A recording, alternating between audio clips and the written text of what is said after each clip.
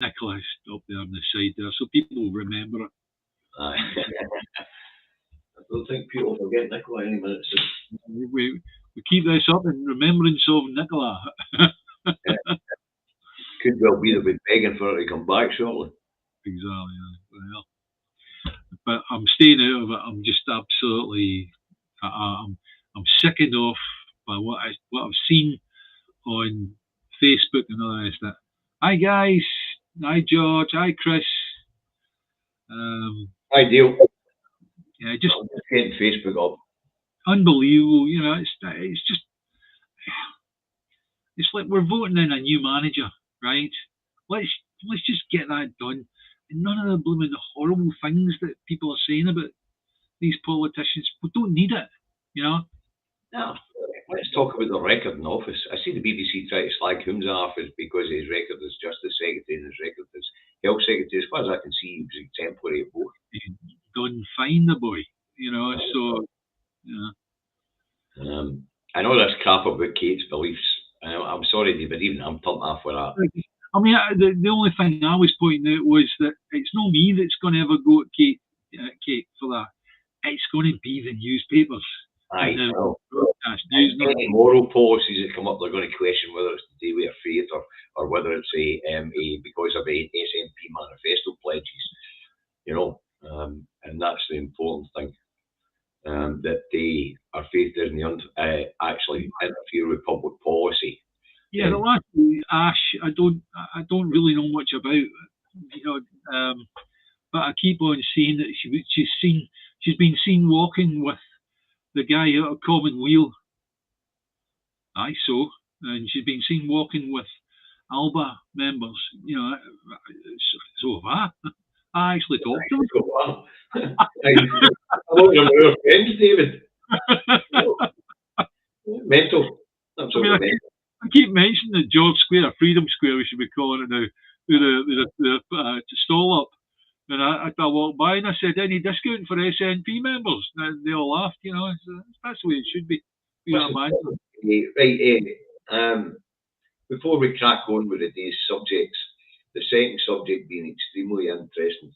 The money you've raised so far, folks. David's already donated 200 quid to Drumchapel Food Bank. On Tuesday, I'll be going to Paul's Parcels and Shots to make that £200 donation. We want to thank you all for your contributions in raising that money. And as the more money comes in, we'll pick different independent food banks and charities to help. It's only fair. You guys are right across the UK, right across Europe, things like that. We spread the money around. Well, just to let you know the progress on that, today I've just received through the post the special passcode that we've got to have in order to set up the payments coming out the way from them and from YouTube. So it's you need 27 Philadelphia lawyers to go through this lot. I'm doing my best, guys. I'll get the money out of them sometime.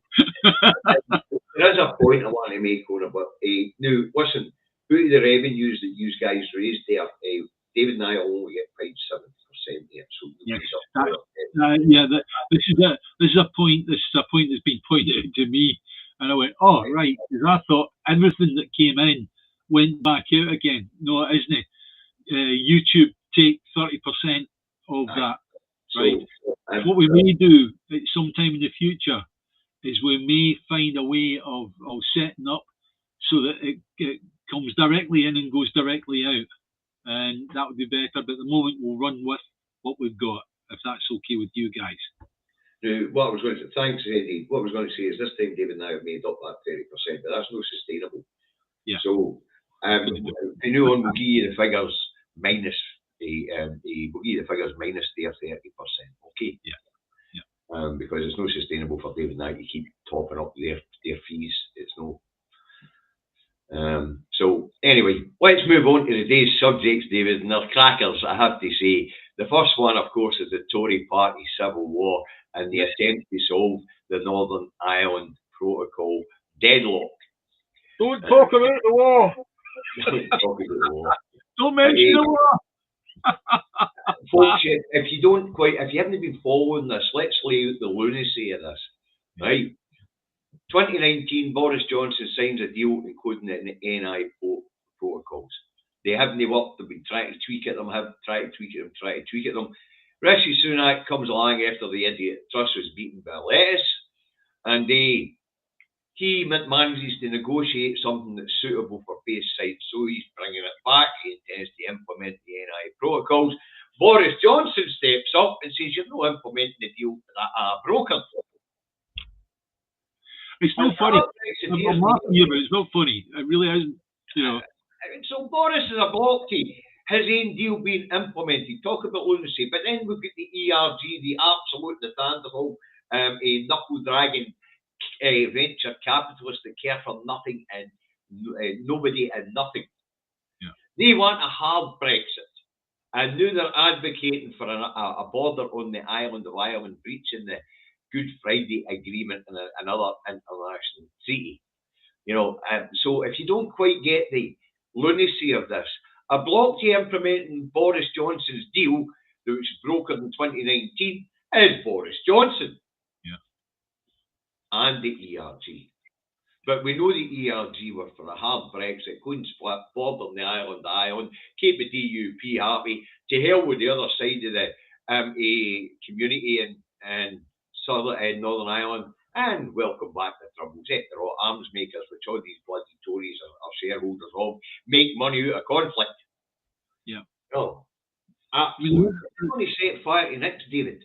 Yeah, the one that I noticed today, I forget the chap's name. He's the chap who was going across to Brussels to continue doing the negotiation with the EU, and I think it was the BBC that were interviewing him. And the BBC interviewer said to him, said, "Well, isn't it dreadful about this policeman that's been shot and all the rest of it?" And the guy was ever so eager to just keep talking about this policeman and his family and all that. That's dreadful. The chap was shot in front of his kid, right? And it basically was a really cowardly attack. Two guys in hoods came up and shot him at point blank range several times. He's in hospital, and thank goodness he's stable. He's critical, but he's stable, and that's what's coming out, right? However, this Tory politician who was heading to Brussels, he didn't want to talk about his trip to Brussels. He said, "I don't want to talk about that," to the guy at BBC. And the chap said, "But you're heading there now. You're heading to Brussels now to the negotiation." "No, I don't want to talk about that." And he was quite, and this is all part of this civil war that's going on inside the Tory party. The ERG, they want to crumble the entire Northern Ireland thing completely by putting a hard border between Northern Ireland and Southern Ireland.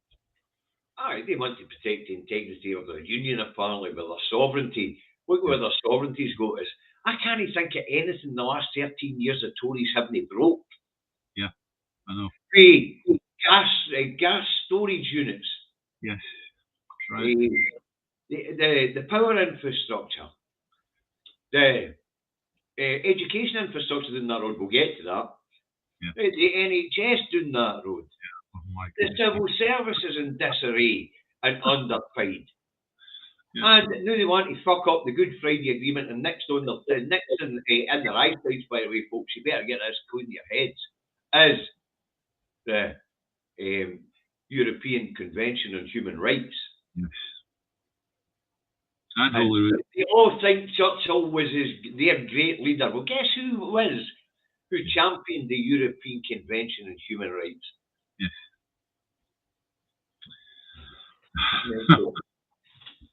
So, yeah, I mean, you're saying the stuff that they've broken, right?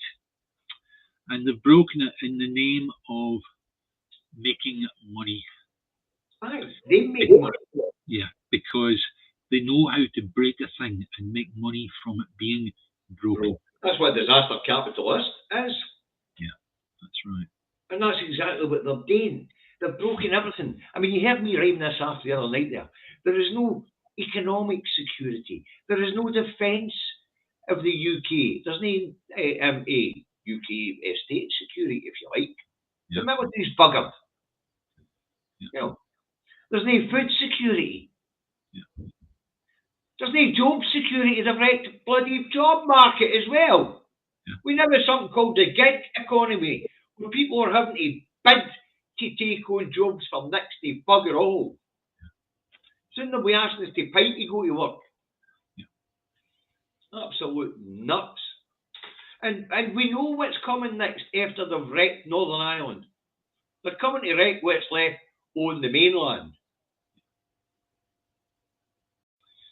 And in Scotland, what we are doing at the moment is hanging on to our water, our NHS, and everything that we've still got that's in our name and the name of the people, right? And we're hanging on to it close to our chest. And I'll tell you what, it wouldn't take too much of a push for that to be wrecked as well. Aye. They're coming for it all. Yeah. And what they leave will be picked over by the rest of the continent and the rest of the world. But mark my words, if the ERG get their way and they do get a border up, or there's even threats of a border going up between Northern Ireland and Southern Ireland, not just will be troubles return to Northern Ireland. What will happen, folks, and this isn't a bluff, there will be a bloody trade war that will see us bloody starve. We're no self-sufficient in food. We're no self-sufficient in energy. Yeah. We're no well, Scotland basically is, but these muppets down the road don't know. But you think they'll let us hold on to what we've got here? No. Well, by the way, I found out what's happened to your tomatoes, guys. They're all in the Netherlands. In the Netherlands, they're awash with them. They can't get rid of them. Right? The supermarkets are heaving with blooming tomatoes coming out the front doors because it takes too much time to actually put them in the back of a truck and get them to Britain, because they're rotten by the time they get here, because it takes 77 hours to even reach the midpoint of England. From the Netherlands, if they actually put them on a ship, bring them across, and the truck starts to get through the queue and all the rest of it. 77 hours average. And in 77 hours, their tomatoes are blooming rotten. They're like, send them to Westminster, they'll use them well there. You know, so. I'm going to bring this one up, David, because this is the truth of it. They've all used the internal market bill to steal our water and privatise our NHS. Yes, that's right, yeah. Absolutely right. You know, there's no doubt about that. My blood pressure finds time with pay. But, I mean, it's not that we hadn't been saying these things that would happen, and we're seeing it with the Section 35 order. And the Sewell Convention has now been ignored mega amounts of times. Yeah. As was pointed out to Humza Yousaf, they are just now imposing laws on Scotland against our will. And that will include a bill to privatise the NHS. Simple as that. Right. Now, we could get you lot fired up and you know, look forward to civil unrest and all the rest of it, you know, and whatever. But in actual fact, one of the things, I hope this is the next thing we're going to put up, David, is we're going to put up a wee programme here for the English audience that we have, right? Hoping that what they do is they'll pass it on to their friends, because it's possibly something that they're not seeing. Okay. Would you like to pop it up, David? Is it possible? Aye, and they slag your NHS. Wait, you get this, kids. Yeah. Take it right back to the start, David. There we go. It is not the sound or the sight you expect on a hospital corridor. It was filmed by a doctor on shift in an NHS hospital, and doctors from trusts across England have come forward to ITV News with evidence of the appalling conditions they are forced to treat patients in every day, with leaks so severe they flood and close corridors, with holes in the ceiling and paint peeling off the walls, where entire wards have become so unsafe they've been permanently shut. This is Beacon Ward at St Helier Hospital in South London. At least it was. Last year, the floors began to collapse, the walls began to crack, and so it was condemned. Consultant Dr. Pauline Swift takes me round this inpatient unit, where the broken doors have to be propped shut by a waste bin. I feel sometimes like the NHS is just, held together with new licks of paint and plywood. There are leaks, a lot of leaks. Paint is peeling off the walls. It looks very much like a temporary shack, if you would like. And I think what I worry about is that our patients they're not normalised to this, and they come in then and wonder what sort of care are they going to receive. But I can assure you that they receive first-class kidney care here. The conditions that we give the care in are not suitable, not now, not ever, and nor should they be. Everywhere you look in this hospital, there is something wrong. Leaks, cracked walls, taped up windows, entire areas closed off because it's unsafe, at a time when staff here are being pushed to their limits. 50% of hospital trusts in England who responded to our investigation had an unresolved structural or maintenance problem in at least one hospital. Some had several issues. In North Tees, they said the building is no longer fit for purpose and presents significant safety issues for our staff and patients. At Huddersfield Royal Infirmary, there is potential for falling stone. At Liverpool's Walton Centre, they've had leaks unresolved for 8 years. The Queen Elizabeth Hospital building in King's Lynn is being held up by 61 temporary props, while Torbay Hospital has significant structural defects in the concrete floors above 2 operating theatres. Okay, right now, just before David makes his point, which is very, very good, I'm going to make one further point here. Right, don't forget this could be part of it's a truth. But if you imagine, it's like the ITV could be doing their part for creating the narrative that the NHS is broken, to soften the people of England up into accepting an insurance-based healthcare system, right? So, but no matter how you look at it, it's shocking. And if I saw that in a Scottish hospital, I'd be jumping up and down mad. Where's the bloody manager? Let's get the facilities manager out. What are you doing about this? Anyway, carry on, David. Sorry. The point I want to make to your viewers in England is, over the last 20 years of devolution, we have fully renewed our schools estates and it's a work in progress on our hospital estates. And the maintenance programmes are good. Yep, there's been some problems with the hospitals along the way, but we can't blame the politicians for that. The intent was good. The direction of travel was correct. These things needed upgraded and dealt with. The mistakes made by the designers and engineers can't be put in the politician's desk. It's all about the intent. Now, our 13 years down that road, the Tories have sapped the NHS of its infrastructure budget. Yeah. And it is the intent of them doing there to destroy it so that they can privatise it and make money from it. Mm-hmm. That's the Tory way. And up here, the government's intent was to improve public health.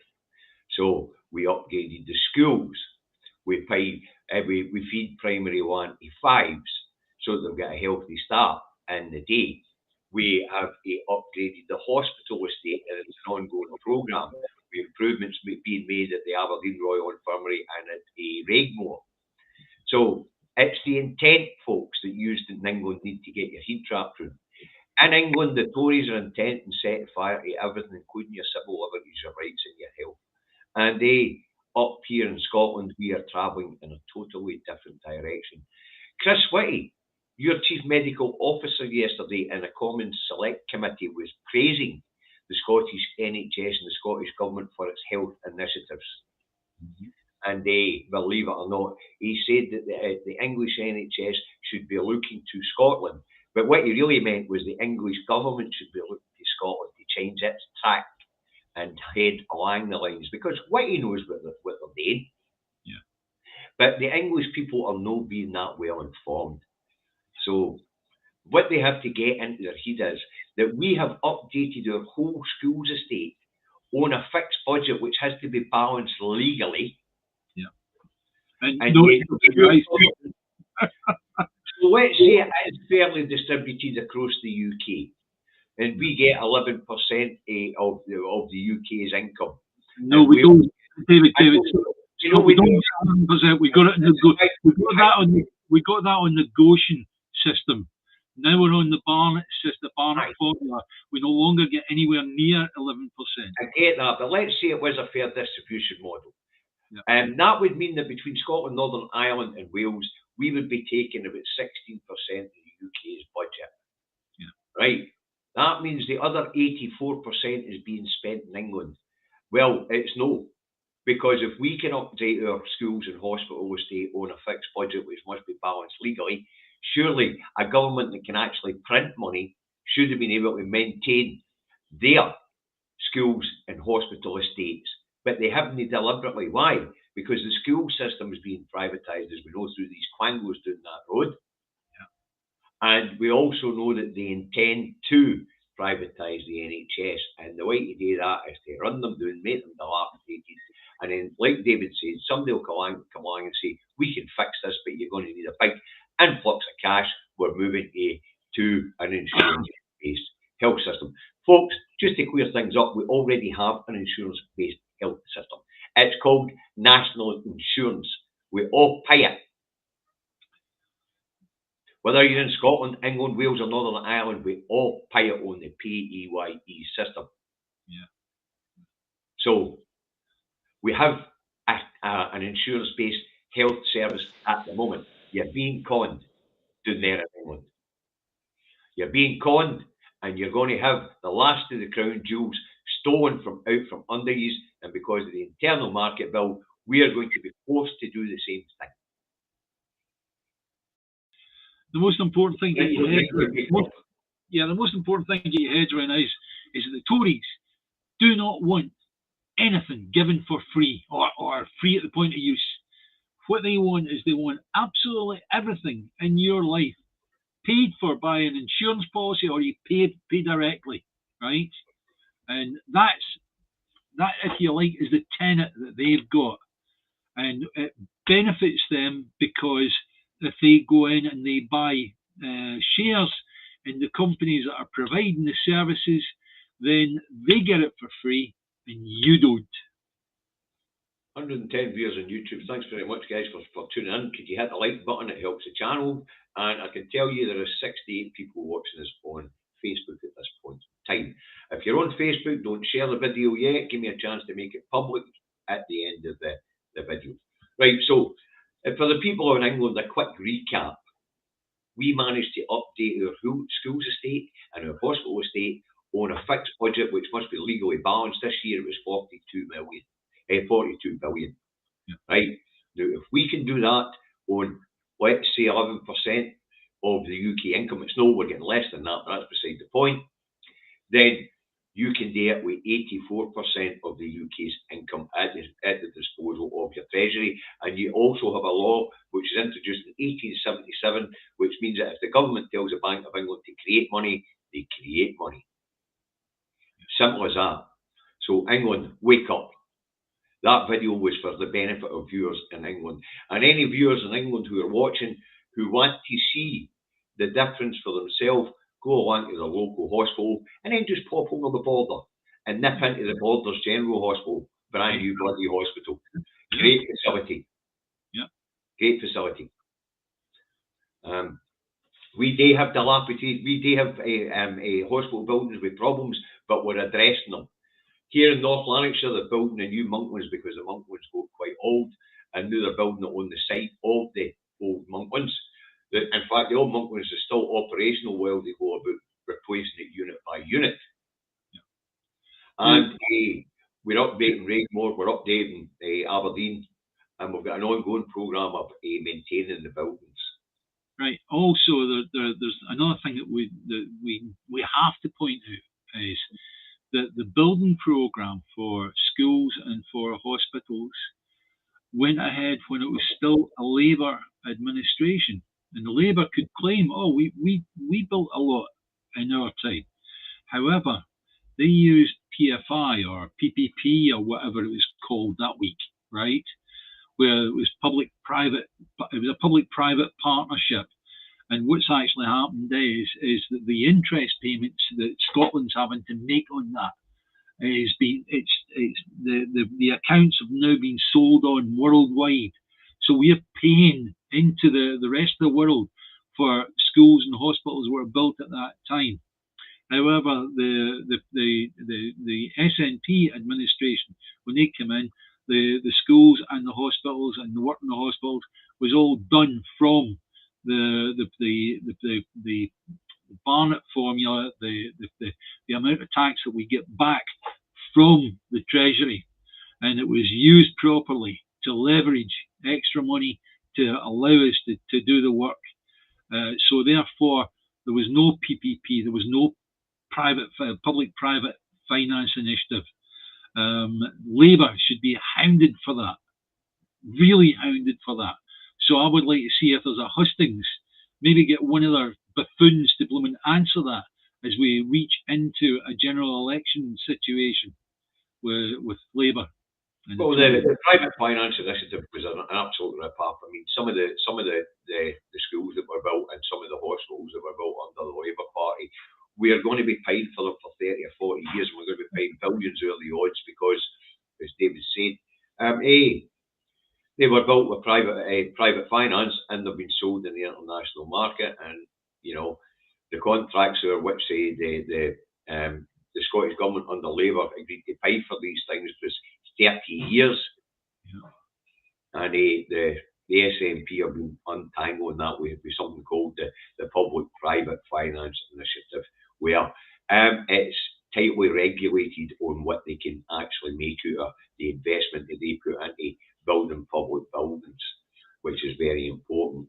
Having the private finance sector involved is fine as long as you regulate it very, very, very, very tightly. And that's what the Scottish National Party's government has been doing since they came to power. Yeah. Okay. So as you can see, the SNP, lots of people down the SNP for some reason.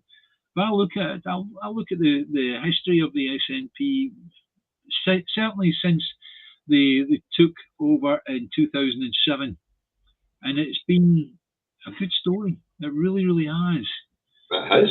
They have really put the public at heart, David. Let's think about the initiatives. So we run through a couple of them. Yeah. 10 years of council tax freeze. Remember that one? Yeah. Everybody seems to forget that. The council tax was frozen for 10 years. Yeah. Saving us many amounts of money.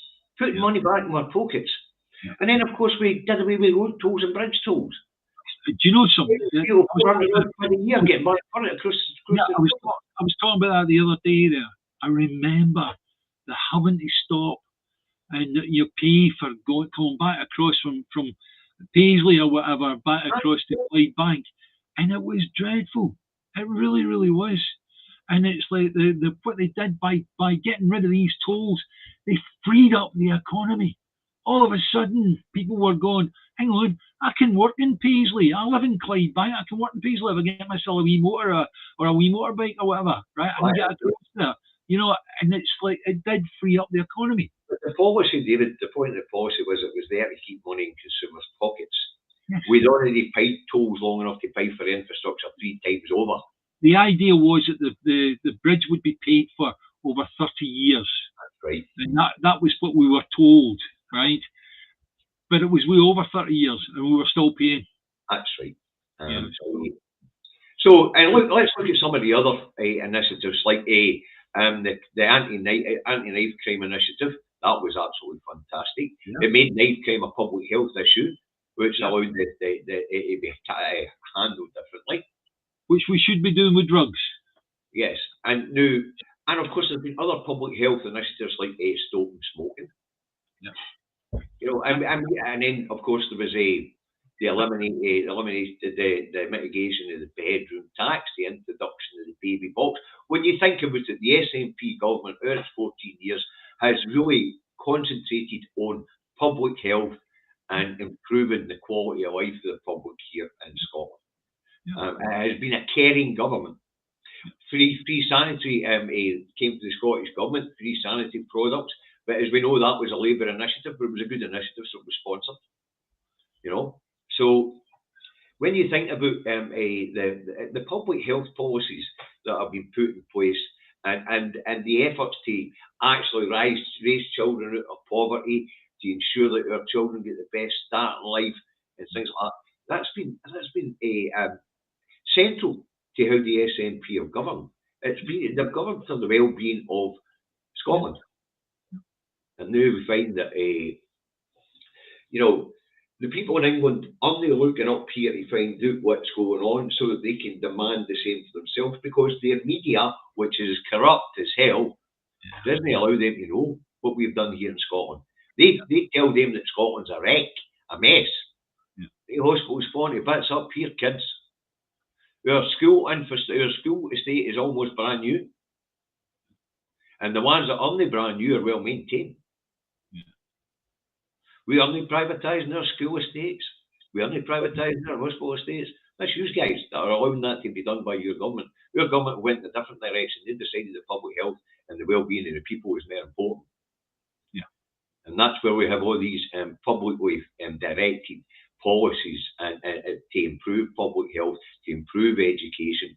They don't all work. Some of them fail, but the intent is there and it's good. And that's why people keep voting for the SNP. Like the child uplift. Your government took 20 quid away for the poorest among you. Your government said, okay, that's no good enough. We're going to get that £20 back. These people are only just getting by. Except for we didn't just give them it back. We gave them it back per child. That's right. And now it's 25 quid per child. If we can do that in a fixed budget in England, this is an appeal to you. Get off your asses and sort this out. Why are you not doing it? Why is it not happening? What have you done? What have you actually done personally that's caused a government to come into being that penalises you so much? And it's not that you're subsidising us. We proved that over and over again. We are not being subsidised. I think that's a wee bit too much, Chris. It wasn't just Nicola. Mr. Salmon's government also put in policies that benefit the public. It benefits our economy as well. If you look at things like free tuition, it means that we've got many more bright, qualified students in our workforce. Simple as that. Per capita, we've got the best educated population in Europe. That's no me saying that's the OECD. That's right. We have got more people who are in our population with university degrees per capita than anywhere else in Europe. Anywhere else. And yet we're being treated as if we are thick. And the people in England who really should come across as being intelligent people have been doing things that have been rather unintelligent. And I would tell all of you, for goodness sake, guys, get up on your bloody knees and do something about it. You're right, Stevie. The price and quality of water in England should appeal up arms. But let's get to the number of this. You know, it's all about political choice, and we pick political parties that are going to benefit us as a people. They pick political parties that would appear that are going to batter them as a people. I mean, right now this Tory government has ripped everything up, set everything on fire. It's been 13 years of persecution of the disabled, 13 years of people getting poorer, 13 years of more homelessness, 13 years of a shrinking life expectancy in England. We're on steady here at the moment because of the policies that have been introduced. You know, it's a... I don't know why you people down there are putting up with us. I don't know why you don't question your media. I don't know why you don't question what's actually going on as you get poorer and poorer. Another wee message to the people in England. You know, before devolution, the 10 most deprived places in Europe were in Scotland. Since devolution, the 10 most deprived places in Europe are in England. In actual fact, I seem to remember a figure of 250,000 children in Scotland living below the poverty line at that time. That's no longer the case. We haven't raised it very, very much, but it has been raised a little, and obviously the child payment has had a massive effect on that. But before devolution, yeah, that was certainly the case. In actual fact, it was right. It was even going right up to the changeover between Labour and the SNP in 2007. We still had it's going further. It was 2007, 2010. 2010 it was. I reported on this in one of my daily shows, David, before I stopped, and that was the latest poverty figures UK wide. Here in Scotland, it's 22%. Here in Scotland, it was 14%. In Wales, it was 21%. And in Northern Ireland, it was 21% of children living in poverty. The northeast of England, Teesside, 38% of children living in poverty. And the average percentage across England of children living in poverty was 24%, the highest of it. Yeah. If you want to have a look, I've got a blog that I wrote on it was a long, long time ago. I have a blog site called the We Sovereign Scot. If you go online and look up that We Sovereign Scot, you'll find that it's got all my stuff about the Scottish UN delegation, creating the Scottish Parliament, all that stuff. It's got everything's there, right? But the one regarding the children in poverty in Scotland, my goodness me, that's dreadful. It really, really is. What I dug up at that time. What's that? Class action saying they do, but the constituencies have gerrymanders, so a majority of England could vote non-Tory. The Tory won majority of consistence. No, right, okay, whatever. Well, it's interesting class action saying that, because as you know, I did a blog yesterday on Transparency International, and they were in the CPI index, the Corruption Perception Index. I mean, they cite gerrymandering of elections down that road in it, by overspending, because all they get is a wee slap in the wrist by the Electoral Commission. The Tories can afford the fines. They don't even lose their seats or rerun the constituency election. They just take the fine and keep the MP that's bent, whose vote is way into a seat. Absolutely mental. And of course, I don't know if you know this, folks, but the Electoral Commission has now been taken into government.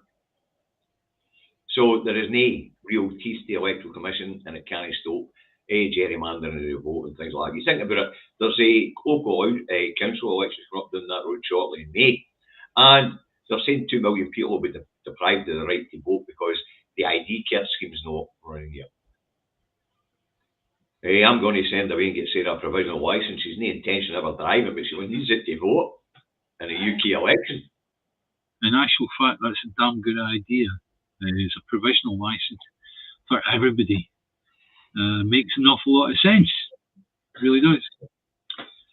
And then it means if you do manage to get a wee job that's a wee bit further away, I mean, my goodness me, when I started work, I did it on a moped with L plates on, a wee Honda 50, and I was going to Greenock from Pollock, and that was 26 miles there and 26 miles back every day, and that was me straight out of school doing that.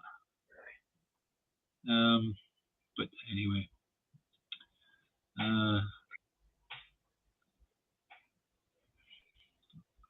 I'm trying to find something here that I was bringing up the other day.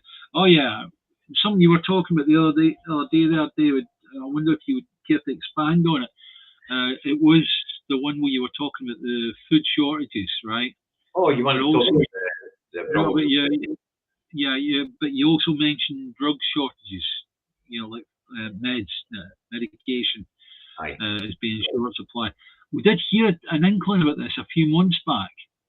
And in actual fact, I have an injection I take once a week called Ozempic, and I was phoned up that they would be supplying me not with the 1 milligram that I normally got, but the 0.5 milligram, right? And they've only just put me back on the 1 milligram because I was in danger of something happening to me medically if I kept on the 0.5 milligram. So I'd like to hear more about that, David, if you've discovered anything more about the meds. I mean, what's happening now, David? I predicted in 2016, but as you know, Brexit didn't happen until January 2022. What they've done is it's been salami sliced, isn't it? We've eventually sliced away all the bits that until eventually that's it. Brexit. Yeah. Brexit was introduced incrementally, and the big one was November last year. I was talking about it because that was a food controls and medicine controls. It meant that the green lines that had been created to help us out, well, we were officially still actually in the EU, even though we'd had the vote, meant that things like food and medicine were getting priority. That doesn't apply anymore, and checks have got to be put in. Right, Moggy said it'd be a disaster for the UK if it checks in, so we're not checking, and that means the quality of foods cannot be checked as they enter. Now, if you want, when we talk about the supply chain, the other thing is European supply chains just don't want to deal with anymore. It's too much hard work.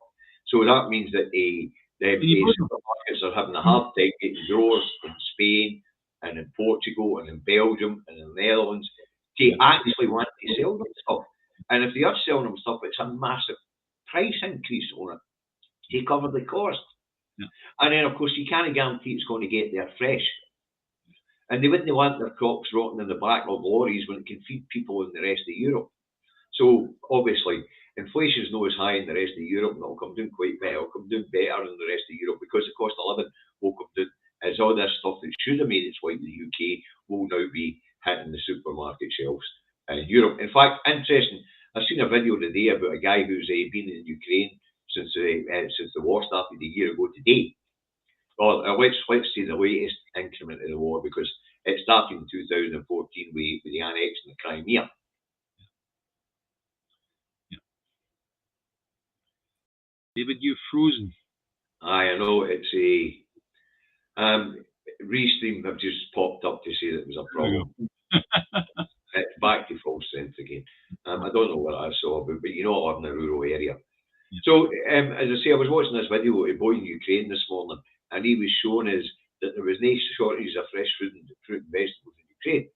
And the reason for that was because of the conflict, there's no trade barriers between Ukraine and the EU at the moment, so the supply chains have realigned, and Ukraine's got 44 million of population, and the stuff that would have been coming here if we'd stayed in the single market, it's gone to Ukraine. It's getting there faster than it's getting here. They're getting tomatoes. That's what they're getting. And it's getting there faster than it's getting here. And so we're now relying on Morocco to buy this stuff. And Morocco said they're going to sell it to the EU first, because the EU's got a market of 450 million people, and the UK's got a market of 65 million. Chris is saying plenty of. You are there visiting Elizabeth, if you see her when you're there, tell her I said hi, Chris. Seen your bait in Gran Canaria. So, the problems in the supply chain are only just starting. Now that things have got to be physically checked at both sides of the channel, although, as I say, only goods going out the way at this point in time are being checked, and that is putting a massive cost on UK exporters. It's also putting a massive cost because of the way George Osborne changed the VAT system on European importers. They're just saying, no, can't be bothered. Yeah. Simple as that. There will be shortages, David. There will be. And I've got to say, David, can you blame them? I mean, no. I mean, I tend to deal with distributors for my gear within the United Kingdom, right? And one of my mates is down in Newcastle. He runs a distribution company down there for the gear that I get, is sound gear, right? But there's some stuff that I buy direct, and when you talk to them, I've got one lad in Italy that I deal with directly for certain amplifiers. I've got another company in Austria that deals with microphones, and if I'm prepared to put an order in for maybe 400 or 500 microphones, maybe they'll talk to me about getting a truck across, right? But they're not prepared to actually parcel up and send by parcel post a couple of microphones. No, no way. Just not happening, because they've got paperwork to process, and also they've got the VAT to pay and all the rest of it. It's not worth the mess on, you know.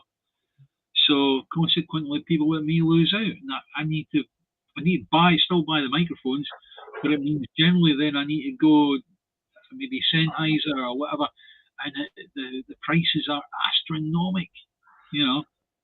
I like to be quick there for a class action. He thought there's plenty of fruit and nuts in Westminster. Yeah. Very droll. Very, very droll. Yes. So what you've got to remember, folks, is what's happening down that road is deliberate. The people of England were hoodwinked by a mass media deception, sponsored by billionaires. You've got to ask yourself why. We're talking about Aaron Banks here.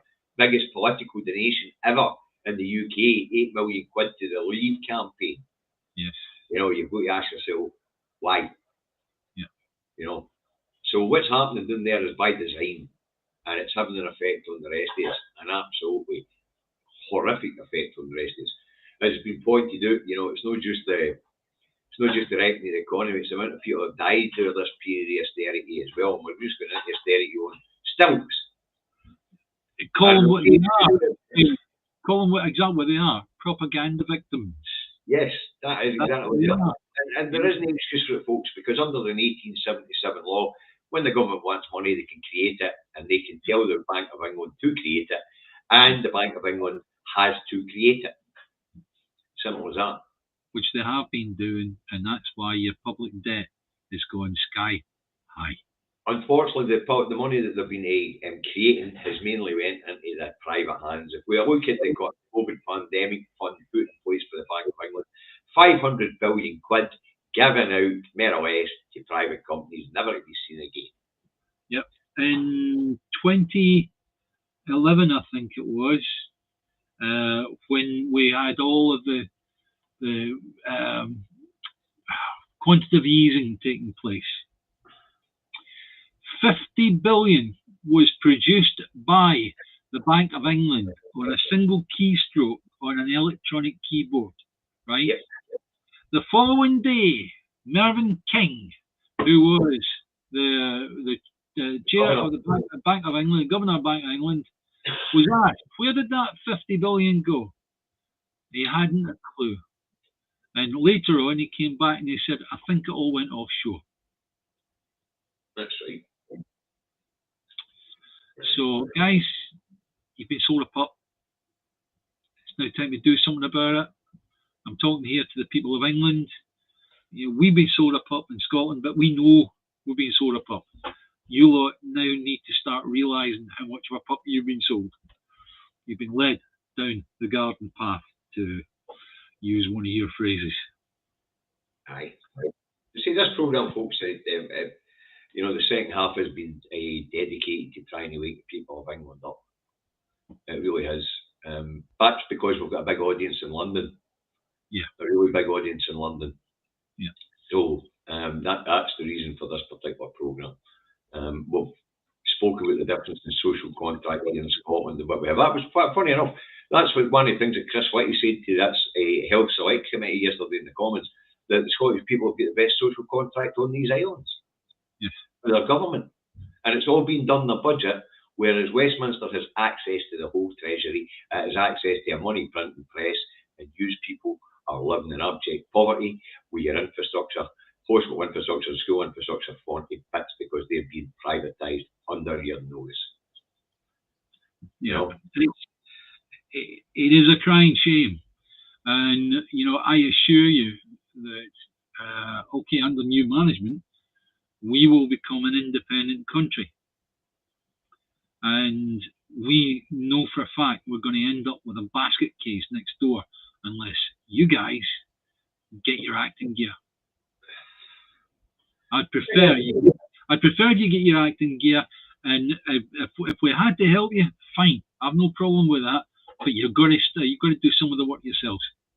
But it goes back to the madness of what's the war within the Tory party at the moment. You know, they've circled their wagons and firing inside onto each other. It's mental.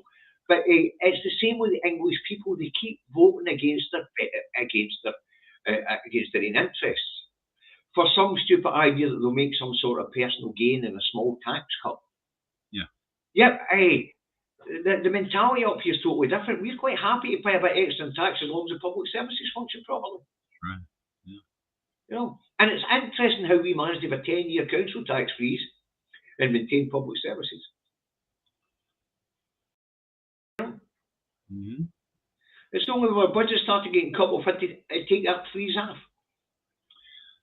Wayne, can I just answer that for you? Right, we at the moment are staying away, and I'm talking about the royal we here. Right, we are staying away from the argument about who's going to become First Minister.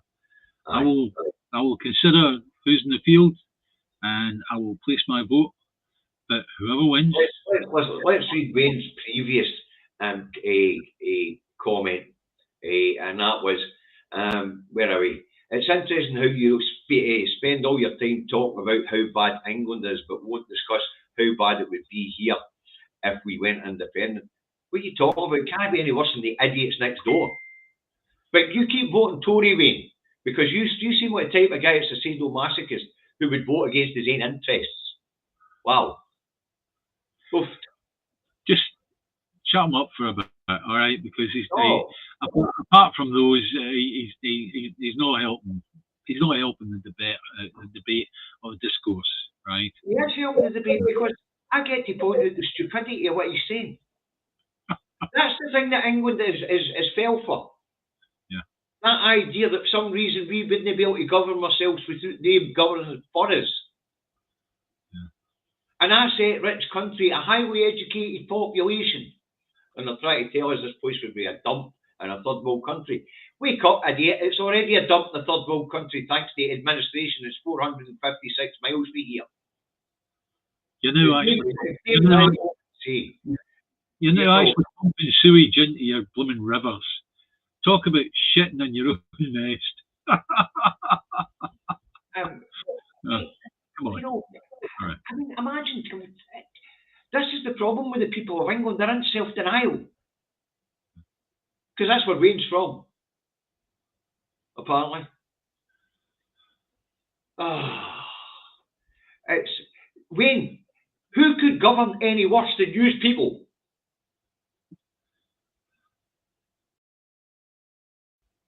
Wow. You get your own public health officer, chief, standing in a common select committee saying they better follow Scotland. Scotland's done the right thing on public health. And yet you tell us our place would be a mess.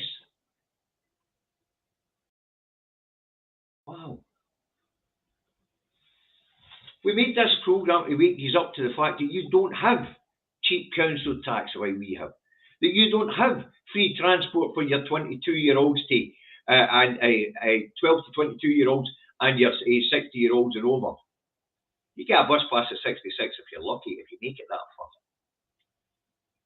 We're pointing out the difference in social contract between the government of Scotland and its people and its caring idea, and the social contract that you have with your government, where you pay for prescriptions, you pay for your dentist, you pay for all these things.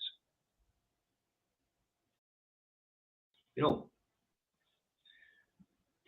lose fiscal transfer, we lose all the freebies. What freebies? Wow. So we get up all our natural resources for a perceived freebie in your imagination, Wayne. What freebies? Here's a report the other day, Wayne. David. Whiskey industry, 6 billion to the Treasury. Aye, wonderful. David, he's a wee bit of a troll. You can see by what's coming through, he's got a block of questions and points to make and all the rest that he's just shoving on. So silence him, please. He's not helping the programme, all right? With a good programme so far. Anyway, right, that's the last 5 minutes. I was doing a wee bit of research last night on... That's about unusual for you, isn't it? Rather an interesting subject, which was the things that we use in our cars to actually get us about and get us to the right location, the GPS, the Global Positioning Satellite System. Do you know where that came from? Interesting point. Do you know where the idea came from? Probably. The Russians back in 1957 put up the wee satellite that went beep, beep, beep, beep. And what happened was that certain scientists were able to listen to that and go, they could actually point out where that satellite was from the radio direction, right? But what they did was they turned the whole thing on its head, and they thought, what we can do is, if we know the angle and all the rest of it, we can point out where the actual antenna is that's picking up that particular satellite. And therefore the idea of GPS came into its own. The most frightening thing is that the Americans rely on 33 satellites to give the Global Positioning Satellite System, right? The Chinese have got 33, I think. And the really, really awesome thing is that these things can get switched off. Yep. And can you imagine what would happen if the GPS system got switched off? I'll tell you now, it's like lots of things in our world would no longer work. GPS system is crucial to the global economic activity. Planes rely on it. There was one particular story that I was reading about. There was a plane that was flying down to South Korea, was it? And it happened to get into the Russian airspace just by a mile or something like that, and it was automatically shot down. This was back in the 80s, was it? If I remember correctly. And what happened was the Americans had the GPS system for the armed forces, and it was Ronald Reagan that made them put it into the public domain. So my goodness me, I didn't have an awful lot of good to say about Ronald Reagan at the time because he was a pal of Maggie Thatcher. But I tell you what, he saved a lot of lives by doing that. He did, and you would remember, as you say, the aviation, not just us in our cars, but aviation and nautical navigation, all done by global satellite positioning now. Yeah. It was a wonderful advance, yeah, but as you say, I mean, we had the threat of we managed to cut a deal, but we had the threat of Eurosat being switched after us here on this island. Yeah. Which meant that our GPS system would have been down. That's right. Because of Brexit. Yeah. I'm sure the Chinese would have come in and done a deal with us. I'm sure they would have. And Paul's making a good point. Scotland develops lots of satellites with day. Glasgow's one of the major hubs worldwide for making small satellites. Look, Paul, I'm pointing. I can actually point to the company that is actually doing it. They're about a mile and a half that way from my house. And absolutely stunning, amazing to produce these wee satellites with that size. Hey, Lorraine's having a party this weekend. She's invited every balloon in the town. Are Chinese ones invited? Right, listen, we've had Barua. I hope people find this interesting. I hope they found it informative, especially the people in England. Yeah. You know, it is important that they wake up. You know, be assured, everybody that's listening from England, that people like Wayne exist, obviously, right? And he's got a wee bit of an axe to grind. Fine, that's what he's chosen to do.